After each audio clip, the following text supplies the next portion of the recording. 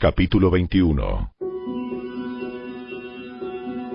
Después de despedirnos de los ancianos de Éfeso, navegamos directamente a la isla de Cos. Al día siguiente, llegamos a Rodas, y luego fuimos a Pátara. Allí abordamos un barco que iba a Fenicia. Divisamos la isla de Chipre, la pasamos por nuestra izquierda, y llegamos al puerto de Tiro, en Siria, donde el barco tenía que descargar. Desembarcamos, encontramos a los creyentes del lugar, y nos quedamos con ellos una semana. Estos creyentes profetizaron por medio del Espíritu Santo que Pablo no debía seguir a Jerusalén. Cuando regresamos al barco al final de esa semana, toda la congregación, incluidos las mujeres y los niños, salieron de la ciudad y nos acompañaron a la orilla del mar. Allí nos arrodillamos, oramos y nos despedimos. Luego abordamos el barco y ellos volvieron a sus casas. Después de dejar Tiro, la siguiente parada fue Tolemaida, donde saludamos a los hermanos y pasamos un día. Al día siguiente, continuamos hasta Cesarea y nos quedamos en la casa de Felipe el evangelista, uno de los 7 hombres que habían sido elegidos para distribuir los alimentos. Tenía 4 hijas solteras que habían recibido el don de profecía. Varios días después, llegó de Judea un hombre llamado Ágabo, quien también tenía el don de profecía. Se acercó, tomó el cinturón de Pablo y se ató los pies y las manos. Luego dijo: El Espíritu Santo declara: de esta forma será atado el dueño de este cinturón por los líderes judíos en Jerusalén y entregado a los gentiles. Cuando lo oímos, tanto nosotros como los creyentes del lugar le suplicamos a Pablo que no fuera a Jerusalén. Pero él dijo: ¿por qué todo este llanto? Me parte en el corazón. Yo estoy dispuesto no solo a ser encarcelado en Jerusalén, sino incluso a morir por el Señor Jesús. Al ver que era imposible convencerlo, nos dimos por vencidos y dijimos: que se haga la voluntad del Señor. Después de esto, empacamos nuestras cosas y salimos hacia Jerusalén. Algunos creyentes de Cesarea nos acompañaron y nos llevaron a la casa de Nasón, un hombre originario de Chipre y uno de los primeros creyentes. Cuando llegamos, los hermanos de Jerusalén nos dieron una calurosa bienvenida. Al día siguiente, Pablo fue con nosotros para encontrarnos con Santiago, y todos los ancianos de la iglesia de Jerusalén estaban presentes. Después de saludarlos, Pablo dio un informe detallado de las cosas que Dios había realizado entre los gentiles mediante su ministerio. Después de oírlo, alabaron a Dios. Luego dijeron: Tú sabes, querido hermano, cuántos miles de judíos también han creído, y todos ellos siguen muy en serio la ley de Moisés. Pero se les ha dicho a los creyentes judíos de aquí, de Jerusalén, que tú enseñas a todos los judíos que viven entre los gentiles que abandonen la ley de Moisés. Ellos han oído que les enseñas que no circunciden a sus hijos ni que practiquen otras costumbres judías. ¿Qué debemos hacer? Seguramente se van a enterar de tu llegada. Queremos que hagas lo siguiente.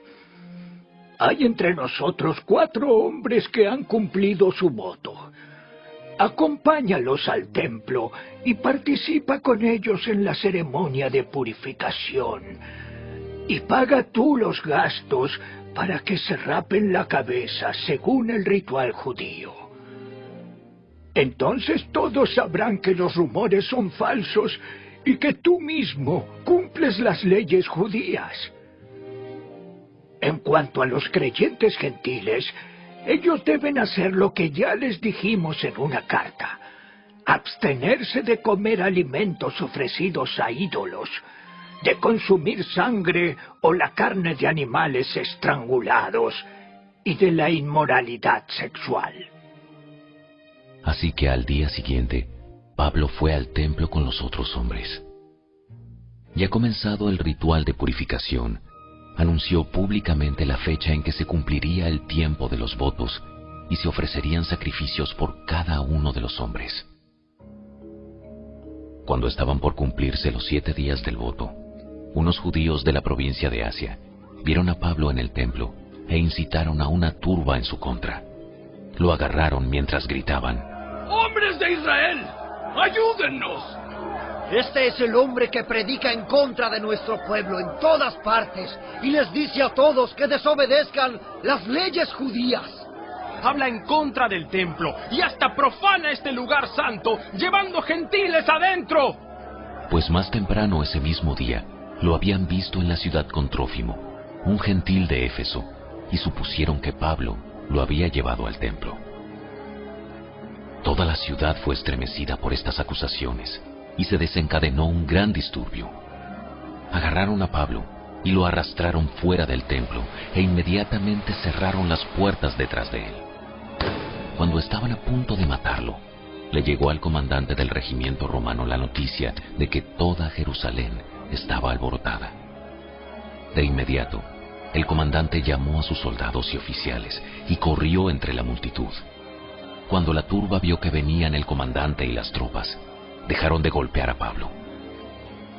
Luego el comandante lo arrestó y ordenó que lo sujetaran con 2 cadenas. Le preguntó a la multitud quién era él y qué había hecho.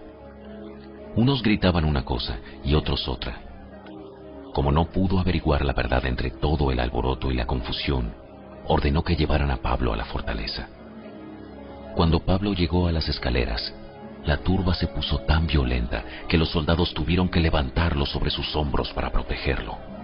Y la multitud seguía gritando desde atrás: ¡Mátenlo! ¡Mátenlo! Cuando estaban por llevarlo adentro, Pablo le dijo al comandante: ¿Puedo hablar con usted? ¿Hablas griego? ¿No eres tú el egipcio que encabezó una rebelión hace un tiempo y llevó al desierto a 4,000 miembros del grupo llamado los Asesinos? No. Soy judío y ciudadano de Tarso de Cilicia, que es una ciudad importante. Por favor, permítame hablar con esta gente. El comandante estuvo de acuerdo. Entonces Pablo se puso de pie en las escaleras e hizo señas para pedir silencio. Pronto un gran silencio envolvió a la multitud, y Pablo se dirigió a la gente en su propia lengua, en arameo. Audioescuelasabática.com. Lunes 16 de agosto. Tratamiento desde la raíz.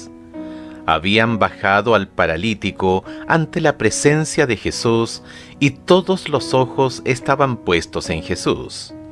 ¿Decidiría sanar a un pecador ostensible? ¿Diría algo para reprender la enfermedad? ¿Qué hace Jesús para curar al paralítico? ¿Qué es lo primero que Jesús hace por él? Marcos capítulo 2, versículos 5 al 12. Al ver Jesús la fe de ellos, dijo al paralítico: Hijo, tus pecados te son perdonados. Estaban allí sentados algunos de los escribas, los cuales cavilaban en sus corazones: ¿por qué habla éste así? Blasfemias dice. ¿Quién puede perdonar pecados sino solo Dios? Y conociendo luego Jesús en su espíritu que cavilaban de esta manera, dentro de sí mismos les dijo: ¿por qué caviláis así en vuestros corazones? ¿Qué es más fácil decir al paralítico: tus pecados te son perdonados, o decirle: levántate, toma tu lecho y anda? Pues para que sepáis que el Hijo del Hombre tiene potestad en la tierra para perdonar pecados, dijo al paralítico: a ti te digo, levántate, toma tu lecho y vete a tu casa. Entonces él se levantó enseguida, y tomando su lecho, salió delante de todos, de manera que todos se asombraron y glorificaron a Dios diciendo: nunca hemos visto tal cosa. Como a menudo no nos damos cuenta de una enfermedad hasta que notamos los síntomas, muchas veces asumimos que la enfermedad simplemente son los síntomas. Creemos que deshacerse de los síntomas implica curarse. Jesús aborda la enfermedad de manera diferente. Él conoce la raíz de todo sufrimiento y enfermedad y quiere tratar esto en primer lugar. En el caso del paralítico, en lugar de tratar inmediatamente los efectos obvios de la enfermedad, Jesús va directo a la raíz de lo que más le molesta al hombre. El paralítico siente el peso de la culpa y la separación de Dios con más intensidad que su enfermedad. Y así, Jesús va directo a la raíz y primeramente le ofrece el perdón. Los dirigentes religiosos se sorprenden cuando escuchan a Jesús pronunciar el perdón. En respuesta a sus acusaciones tácitas, Jesús plantea una pregunta. Escucha Marcos capítulo 2 versos 8 y 9. ¿Qué desafío presenta Jesús a los escribas?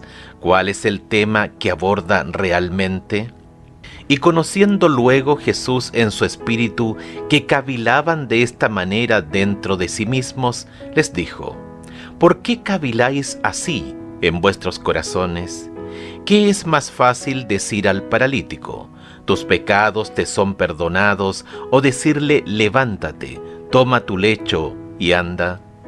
Generalmente, hablar es fácil, pero no cuando Dios habla. Por la poderosa palabra de Dios, todas las cosas llegaron a existir. Génesis capítulo 1. Aunque el perdón no es algo que se pueda ver, es costoso. El perdón le costó la vida al Hijo de Dios en la cruz. Todo lo demás es secundario. Para demostrar el poder y la realidad del perdón, Jesús decide curar al paralítico. Dios anhela curarnos por dentro en primer lugar, y luego a veces decide brindarnos sanidad física inmediata, como con el paralítico, o a veces tendremos que esperar a la mañana de la resurrección para experimentar la sanidad física. De cualquier manera, nuestro Salvador quiere que podamos descansar en la seguridad de su amor, su gracia y su perdón ahora mismo, incluso en medio de nuestro sufrimiento.